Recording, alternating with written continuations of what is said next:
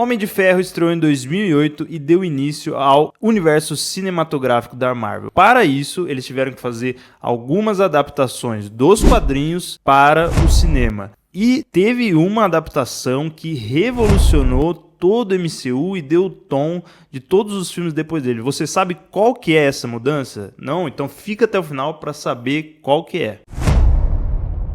O filme começa com Tony Stark no Afeganistão para fazer uma demonstração de uma arma que foi desenvolvida pela sua empresa, as indústrias Stark. Mas no meio dessa apresentação, ele é atingido por um estilhaço de um míssil que é da sua própria empresa e que vai parar no coração dele. Após isso, ele é sequestrado por uma organização terrorista chamada de Os 10 Anéis e ele é levado para uma caverna. Lá ele se encontra com o cientista Jensen, que o ajuda a construir um dispositivo para que os estilhaços ficassem longe do coração dele e não matassem ele, né? Os terroristas então obrigam o Tony Stark a criar uma arma para ele, só que o Tony Stark dribla todos esses terroristas e ele faz a sua própria arma, que na verdade é a primeira armadura do Homem de Ferro, e ele usa essa armadura para fugir da caverna e se livrar daqueles terroristas. Bom, nos quadrinhos essa história é um pouco diferente, né? Porque o Homem de Ferro nos quadrinhos ele foi criado num contexto da Guerra do Vietnã, toda a Guerra Fria lá.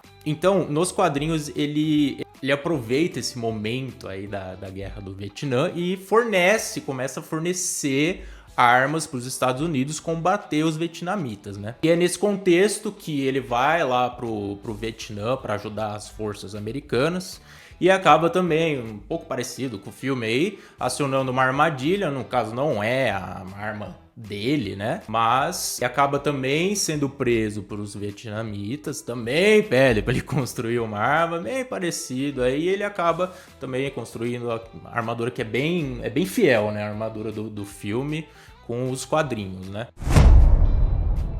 Então depois que o Tony Stark volta, ele dá uma coletiva de imprensa, né? E ele fala que ele vai parar de produzir armas em massa ali pro governo, porque quando ele viu que ele foi atingido pela arma que ele mesmo tinha criado, aquilo lá mexeu muito com ele, né? Então ele fala que ele vai parar. Só que o sócio dele, o Obadiah Stane, fica full pistola com ele, com essa decisão, porque ele sabe que aquilo lá vai gerar um prejuízo muito grande para a empresa, né? Então ele fala assim, não, cara, isso não pode acontecer. Já nos quadrinhos, né, como não teve esse momento dele ser atingido pela própria arma, ele acaba continuando a servir as armas para os americanos, combater os vietnamitas. Tanto que os principais vilões dele, né, são vilões russos, né? Ele tem aquele Dínamo Escarlate, o próprio Mandarim, né, que depois foi pessimamente adaptado ali no Homem de Ferro 3. Né? O Mandarim não é russo, né?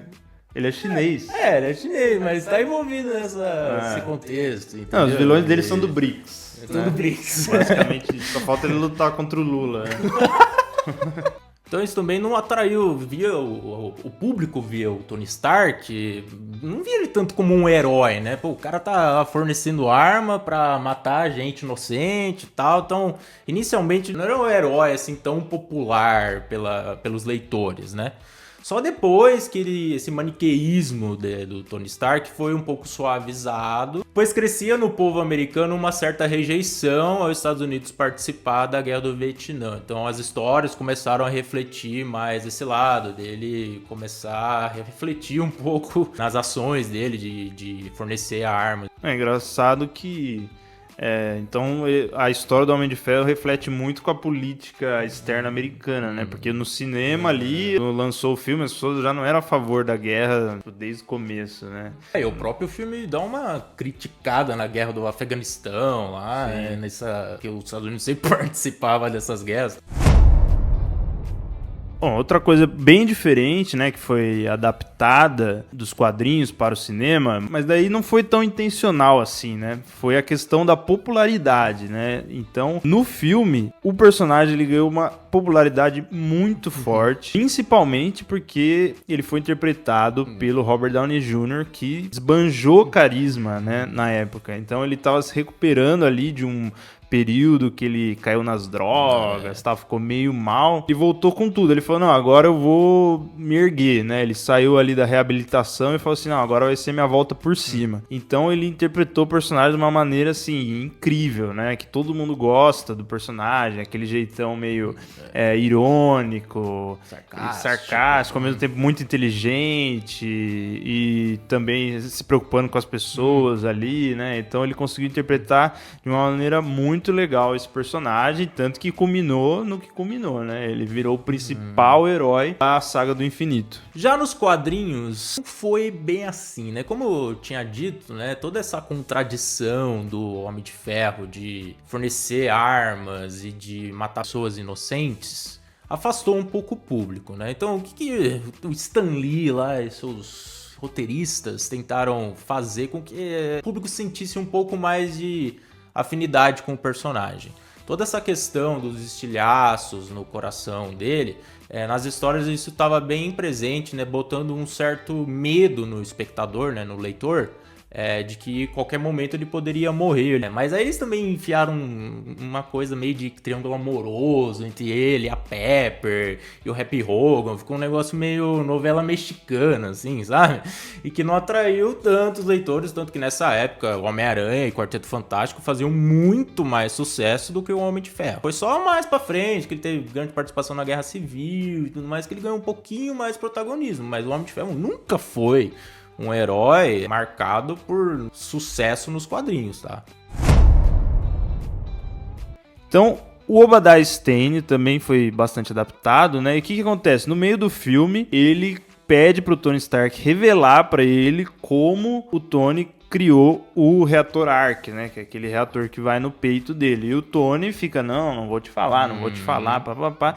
E o Obadiah decide ir ele mesmo ali no Afeganistão e atrás da armadura que o Tony tinha feito, né? Para ele poder se apoderar daquela tecnologia. E o que também nós descobrimos nesse filme é que o próprio Obadiah que fez o Tony ser sequestrado. Ou seja, ele falou lá com os terroristas para que eles pegassem o Tony e descobrissem os segredos do Tony, né? E no final, quando o Obadiah junta essa tecnologia, ele consegue então criar a armadura do Monge de Ferro para ele mesmo e aí ele lutar né, no clímax contra o Homem de Ferro, né? Bom, nos quadrinhos o Obadiah ele também era sócio do Tony Stark. Na verdade ele foi sócio até do Howard Stark lá na época que o Howard Stark era vivo. E nos quadrinhos, ele assim, ele acaba com o Tony Stark. Ele acaba, porque ele deixa até o Tony Stark falido. As ações dele fazem com que o Tony Stark fique falido.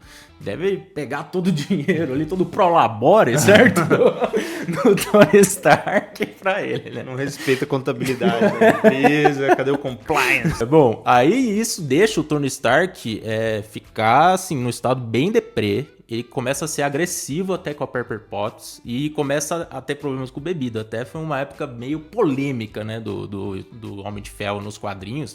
Isso afastou ainda mais o público, ficou uma história mais adulta, né? Na época se vendia muito para o público juvenil, né? Infanto-juvenil, certo? Aí isso faz até com que o Tony Stark abandone a armadura dele e dê pro Rhodes, né? Que o Rhodes aparece na história aí, mas o Rhodes também não deixa o Obadiah barato, não. Porque o que o Obadiah sempre quer? Ele quer a tecnologia do Tony Stark. Ele quer pegar a armadura do Tony Stark. E ele pede isso pro Rhodes também. Mas o Rhodes também não deixa, né? Sempre foi amigo do Tony Stark. Até que o Stane lá tá dando umas vasculhadas no arquivo do Tony Stark, ele acha um esboço ali da armadura do Homem de Ferro e pede pros cientistas dele lá tentarem replicar ali com o esboço, dar uma avançada ali e criar realmente a armadura do Monge de Ferro, que o Stane até considera ser muito mais forte que a do Homem de Ferro, né? Aí, posteriormente, o Tony Stark se recupera lá, com a ajuda dos amigos e tal, e ele cria uma armadura mais poderosa do que o Stane e o derrota. Pessoal, antes da gente falar o último ponto que eles adaptaram, que determinou uma mudança drástica ali dos quadrinhos, né, pro MCU.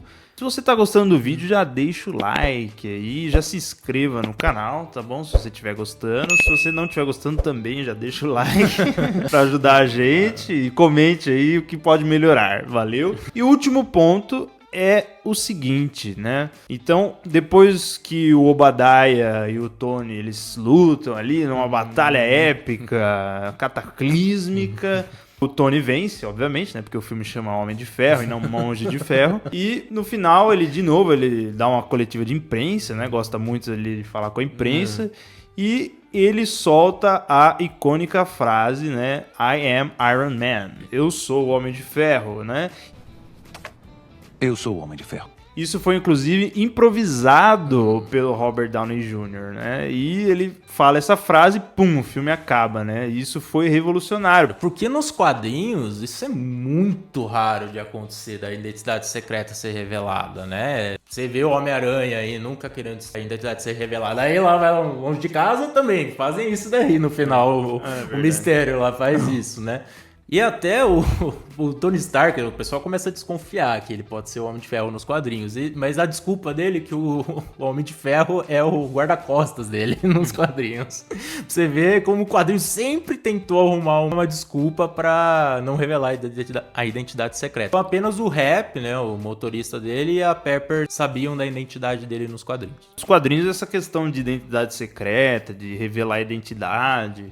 Só foi ali na época da Guerra Civil dos quadrinhos que isso aí começou o pessoal a falar quem que era. Até o Homem-Aranha também se revelou ali, saiu do armário. Mas isso, Guerra Civil, ó, é muito mais recente, né? É isso, pessoal. Esse foi o nosso vídeo aí comentando as diferenças ali do filme do Homem de Ferro para os quadrinhos. Comente se você gostou do vídeo.